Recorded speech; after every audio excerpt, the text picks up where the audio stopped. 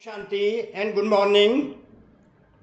आज का जो वरदान हमें परम पिता परमात्मा भगवान शिव की ओर से मिला है वो वरदान अर्थात सम्मान जो मिला है, इस सम्मान में ही हम सारा दिन रहते हैं। तो हम अपने आप को सम्मानित अनुभव करते हैं तो अन्य आत्माओं को भी सम्मान देते रहते हैं। ना किसी प्रकार का अभिमान रहता है, ना किसी प्रकार का अपमान रहता है। अर्थात हमारी जो यात्रा है, रूहानी यात्रा, संपूर्ण पवित्रता की ओर चल पड़ती है। तो आज का सम्मान है, मैं दिव्य बुद्धि और दिव्य नेत्र की वरदानी आत्मा हूं। मैं दिव्य बुद्धि और दिव्य नेत्र की वरदानी आत्मा हूं।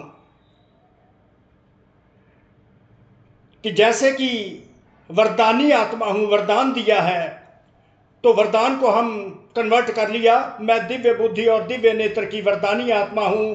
तो वरदान है सर्व कर्म इंद्रियों की आकर्षण से परे कमल समान रहने वाले दिव्य बुद्धि और दिव्य नेत्र के वरदानी आत्मा भव।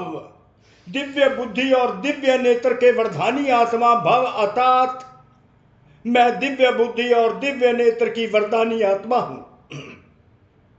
अब दिव्य बुद्धि और दिव्य नेत्र की वरदानी आत्मा हूं, यह सिद्ध कैसे हो? इसकी विधि परमात्मा शिव हम बच्चों को दे देते हैं ताकि हम दिव्य बुद्धि दिव्य नेत्र की वरदानी आत्मा बन जाए। तो क्या विधि देते हैं?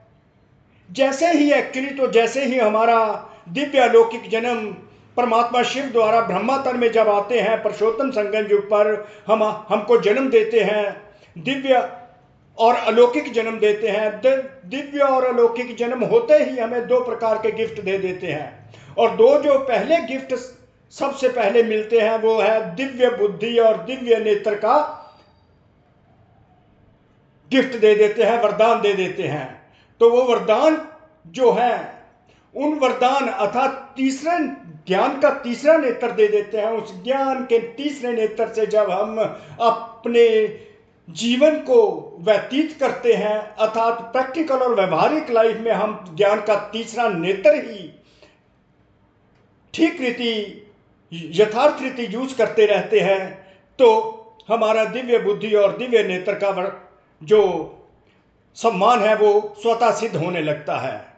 तो दिव्य नेत्र अर्थात सतोगुणी आत्मा बनकर हम जब हर आत्मा को देखते हैं, दिव्य दृष्टि से देखते हैं, और सतोगुणी आत्मा होकर हर आत्मा के साथ व्यवहार करते हैं, कोई भी कार्य करते हैं, दिव्य बुद्धि और दिव्य नेत्र से करते हैं, तो किसी प्रकार की कर्म इंद्री जो है चंचल नहीं बनती और हम कमल पुष्प समान हल्के फुल्के रहते हैं।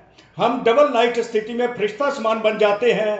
तो कर्म इंद्रियां इस संसार की मटीरियलिस्टिक वर्ल्ड की कोई भी जो ग्लैमर है हमको आकर्षण अपनी तरफ खींचती नहीं, क्योंकि कर्म इंद्रियां स्वतः ही शीतल हो जाती हैं जब हम दिव्य बुद्धि और दिव्य नेत्र का वरदान परमात्मा द्वारा दिया हुआ यूज करते हैं। तो हमें उस समय किसी प्रकार का आकर्षण अर्थात कलयुगी पतित विकारी आकर्षण से हम ऐसे महसूस करते हैं कि जैसे हमारा किनारा हो चुका है, और सतयुगी पवित्र निर्विकारी दुनिया अल्लाह के फूलों के बगीचे में रूहानी गुलाब का अनुभव करने लग जाते हैं।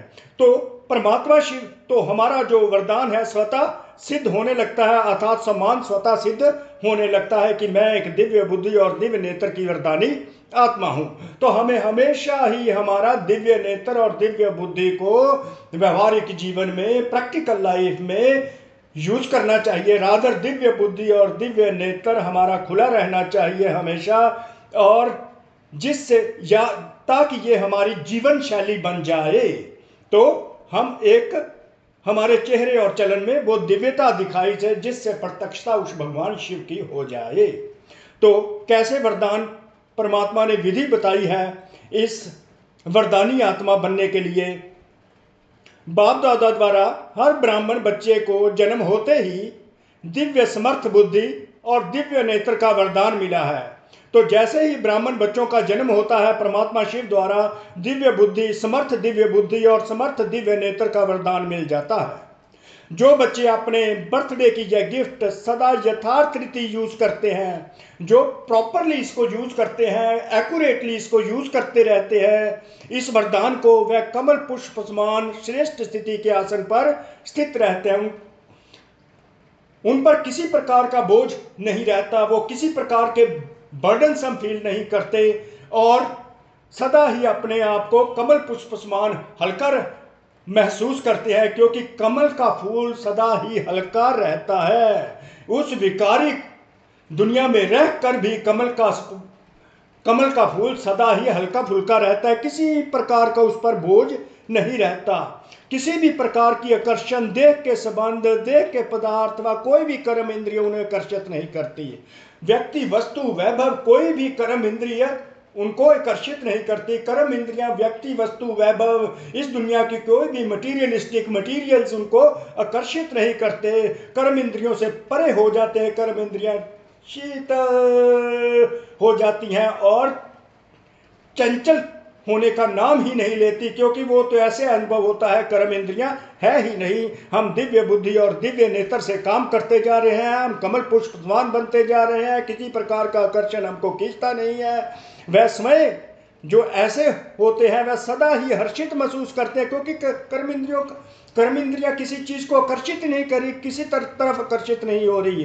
वह सर्व आकर्षणों से परा सदा हर्षित रहते, हल्के फुल्के, free from any bird, all types of the burden. तो वो क्या है, ऑलवेज स्माइलिंग, ऑलवेज हैप्पी अनुभव करते हैं, अति इंद्रिय सुख का अनुभव करते हैं। वह स्वयं को कलयुगी पतित विकारी आकर्षण से किनारा किया हुआ महसूस करते हैं और अपने आप को सतयुगी पवित्र निर्विकारी दुनिया, अल्लाह के फूलों के बगीचे के रूहानी गुलाब अनुभव करते हैं।